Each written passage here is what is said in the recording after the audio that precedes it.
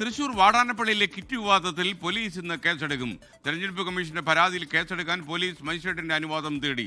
ചില പോലീസ് ഉദ്യോഗസ്ഥർ ഉൾപ്പെടെ BJPക്ക് സഹായം നൽകുന്നുവെന്നാണ് മണലൂരിലെ UDF സ്ഥാനാർത്ഥി TN പ്രതാപന്റെ ആരോപണം. ആ ഒരു ഖേദമുള്ള കാര്യം ഇലക്ഷൻ കമ്മീഷനിലെ ചില ഉദ്യോഗസ്ഥന്മാരും അതേപോലെ തന്നെ പോലീസിലെ ചില ഒരു വിഭാഗവും BJPയെ സഹായിക്കുകയാണ്. ഇടതുപക്ഷം ഭരിക്കുന്ന പോലീസാണ്, ഇലക്ഷൻ കമ്മീഷൻ്റെ കീഴിലാണ് പോലീസെങ്കിൽ പോലും പോലീസിനും നിഷ്പക്ഷമായി പാലിക്കണ്ടേ. ഇന്നലെ അവിടെ ഈ കിറ്റ് ഉണ്ടാക്കുമ്പോൾ കിറ്റ് തയ്യാറാക്കിക്കൊണ്ടിരിക്കുന്ന സ്ഥലത്ത് ക്യാമ്പ് ചെയ്തിരുന്ന ദേവനെയും BJP നേതാക്കന്മാരെയും അറസ്റ്റ് ചെയ്യണമെന്ന് കസ്റ്റഡിയിൽ എടുക്കണം ആവശ്യപ്പെട്ടപ്പോൾ അത് ആവശ്യപ്പെട്ട എന്നെ ഉൾപ്പെടെയാണ് പോലീസ് അറസ്റ്റ് ചെയ്ത് സ്റ്റേഷനിലേക്ക് കൊണ്ടുപോയി ജാമ്യത്തിൽ വിട്ടത്. തൃശ്ശൂരിൽ നിന്ന് ശ്രീജിത്ത് ശ്രീകുമാരൻ തത്സമയം ചേരുന്നു. ശ്രീജിത്ത്, ഗുഡ് മോർണിംഗ്, പറയൂ.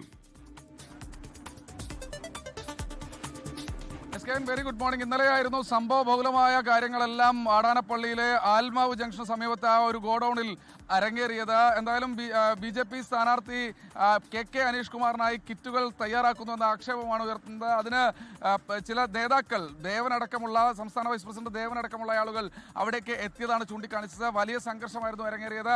ഇതിലാണ് ഇപ്പോൾ UDF സ്ഥാനാർത്ഥി TN പ്രതാപന്റെ ഒരു ആക്ഷേപം പുതുതായി വന്നിരിക്കുന്നത്.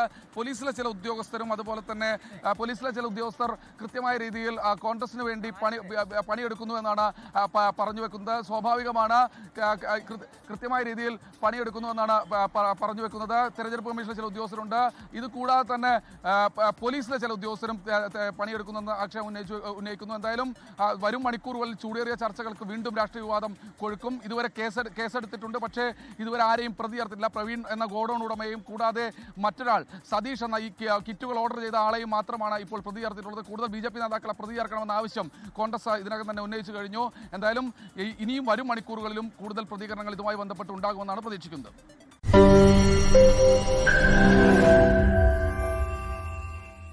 ലോകത്തെവിടെയായാലും ഏത് സമയത്തും 24 വാർത്തകളും ഓഗ്മെന്റഡ് റിയാലിറ്റി പാക്കേജുകളും എക്സ്പ്ലെയിനറുകളും വിശദമായി കാണാൻ ഞങ്ങളുടെ YouTube ചാനൽ നിങ്ങൾക്ക് സബ്സ്ക്രൈബ് ചെയ്യാം.